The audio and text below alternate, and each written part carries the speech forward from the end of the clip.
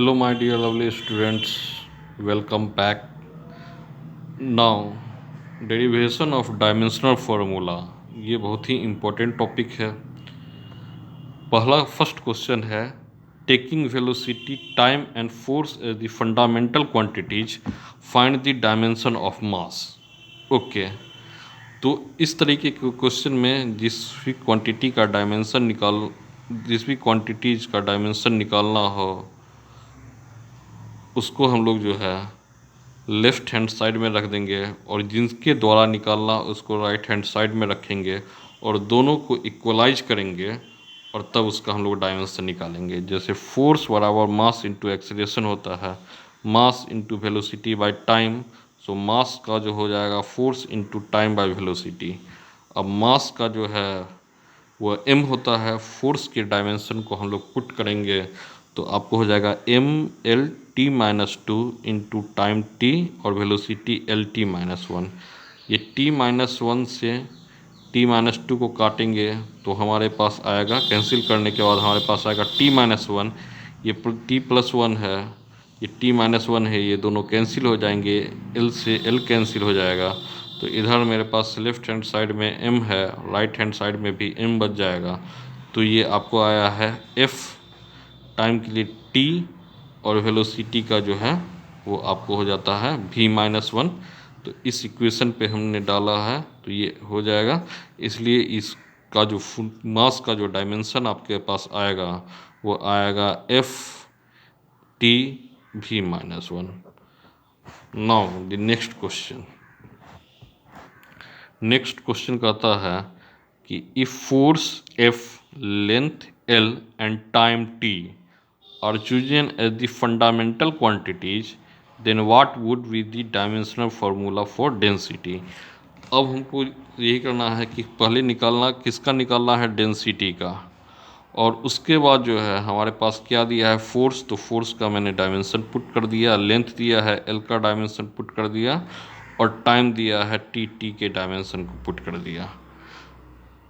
अब इसको इस प्रकार से इक्वलाइज करना है, इस तरीके से अरेंज करना हो ताकि ये दोनों का जो है आपको लेफ़्ट हैंड साइड और राइट हैंड साइड का डायमेंशन तो सेम हो जाए। तो लेफ़्ट हैंड साइड के डायमेंशन को तो हमको कुछ अरेंज नहीं करना है, वो तो अरेंज ही है। राइट हैंड साइड के डायमेंशन को इस तरीके से अरेंज करना है कि वो ml-3 आ जाए। तो mL_t-2 को रहने दिया। यहाँ पे आपको लेंथ था तो लेंथ पे पावर मैंने -4 डाल दिया और t पे स्क्वायर डाल दिया। तो इससे जो हो रहा है आपको mL_t-2, L पे पावर -4 है तो L पे पावर -4 इंटू टी स्क्वायर। तो यहाँ पे t पे पावर -2 से t पे पावर जो है +2 कैंसिल हो गया, और यदि ये L से हम L पे पावर -4 को कैंसिल करेंगे तो यहाँ L पे पावर -3 आ जाता है। तो अब ये इसका डायमेंशन इधर आ जाएगा mL-3। ओके, तो अब यहाँ देखिए लेफ़्ट हैंड साइड में भी मेरे पास mL-3 है और राइट हैंड साइड में भी mL-3 है। हमने क्या किया है, यहाँ पे फोर्स था तो F, इस पे कोई भी वैल्यू हमने पुट नहीं किया, वो 1 का वैल्यू था तो 1 ही है। L था लेंथ तो इस पे पावर मैंने -4 डाला तो यहाँ पे L पे पावर -4, और यहाँ पे T था, T पे स्क्वायर डाला तो यहाँ पे मैंने T का स्क्वायर कर दिया है। तो इसका जो डायमेंशन हो जाएगा डेंसिटी का in terms of force, length and time, F L पे पावर -4 T का स्क्वायर, ये इसका डायमेंशन निकलेगा। अब थर्ड क्वेश्चन पे आते हैं। If density rho, acceleration due to gravity g and frequency nu are the basic quantities, find the dimension of force। तो इधर फोर्स के डायमेंशन पुट कर दिए mL_t-2, डेंसिटी है तो mL-3, acceleration due to gravity है तो acceleration due to gravity L_t-2 होता है, और फ्रीक्वेंसी आपको 1 बाय टाइम पीरियड यानी T इन्वर्स। तो अब इसको इस तरीके से अरेंज करना है कि ये mL_t और ये भी आपको ये दोनों mL_t हो जाए।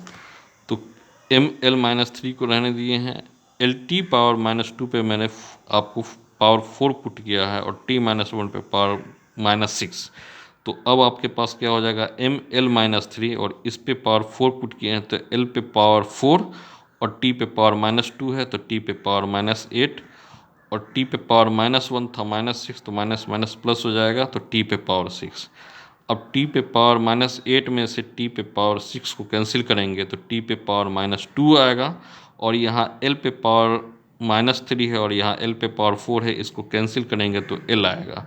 तो अब आपके पास क्या आ जाता है, एम राइट हैंड साइड में आपके पास आता है एम एल टी -2 और लेफ्ट हैंड साइड में भी आपके पास है M L T -2, right hand side में भी एम एल टी -2। तो आपको जो है एम एल -3 यानी कि जो है जो डेंसिटी पे था वहाँ पे मैंने कोई पावर नहीं पुट किया था तो रो 1 ही रहने देते हैं। एक्सीलरेशन ड्यू टू ग्रेविटी पे पावर मैंने 4 पुट किया था तो जी पे पावर हमने 4 दिया है और फ्रीक्वेंसी न्यू पे पावर मैंने 6 पुट किया था तो न्यू पे पावर 6 दिया तो हो गया रो जी पे पावर 4 न्यू पे पावर -6। ये आपको जो है डायमेंशन निकल जाता है आपको फोर्स का।